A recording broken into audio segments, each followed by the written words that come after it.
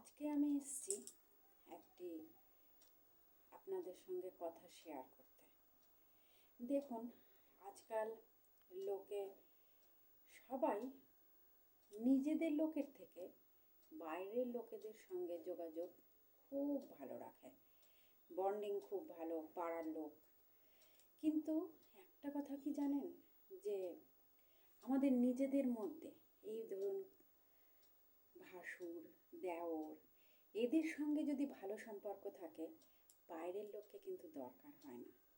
হ্যাঁ, আর যদি এদের সঙ্গেই আমাদের ঝগড়া, নিজেদের লোকেদের সঙ্গেই যদি আমাদের ঝগড়া অশান্তি হয়ে থাকে, তাহলে কি আমরা বাইরের লোকদের সঙ্গে খুব ভালো ব্যবহার করতে পারবো? তাদের সঙ্গে ব্যবহারটা কি নিয়ে হয় জানেন?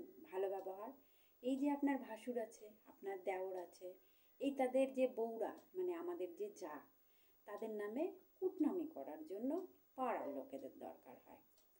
তাছাড়া কিন্তু পাড়ার লোকদেরকে সচরাচর দরকার হয় না।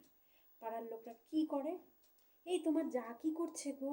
হ্যাঁ শুনলাম তোমার যা নাকি এই সব পড়ছে এখন, ওই সব করছে এখন।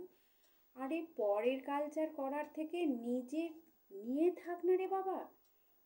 আজকে লোকে বলে, হ্যাঁ আমার বাড়ির কথা তুমি শুনছো। আরে কেন আমি তোর বাড়ির কথা শুনতে যাব? কেন শুনতে যাব? আমার কি নিজের ঘরে কোনো কাজ নেই? আমি সারাদিন তোর ঘরের কথাই শুনতে যাব? নিশ্চয়ই না। কারণ একটাই, সেই লোকটার স্বভাব আছে পরের লোকের কথা শোনার, পরের বাড়ির, যার জন্য সে বলে আমি নাকি তার বাড়ির কথা শুনি। মানে আমরা, আমি না, আমরা। কিছু কিছু মানুষ বলে এসব। হ্যাঁ, কিছু কিছু মানুষ অনেক কথা বলে, কান দেবেন না, বলে না গুজবে কান দেবেন না। হ্যাঁ, বেশি গুজবে কান দিতে গেলে কানটাই ঝালাপালা হয়ে যায়। দরকার কি? নিজের মতন থাকুন, নিজের মতো বাঁচুন, খুব ভালো থাকবেন। নিজের পরিবারকে নিয়ে, পরিবার শুধু আপনি, আপনার সন্তান আর আপনার স্বামী নয়, ভাসুর যা তাদের ছেলে মেয়ে, দেওর যা তাদের ছেলে মেয়ে, এদেরকে নিয়েও থাকা যায়। নিজেদের বাড়ির মধ্যে এত লোক থাকতে আমার মনে হয় না বাইরের লোকের প্রয়োজন হয়।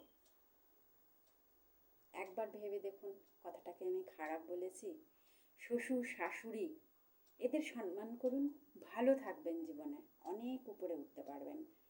তাদেরকে নিচে নামিয়ে আপনি কখনো উপরে উঠতে পারবেন না।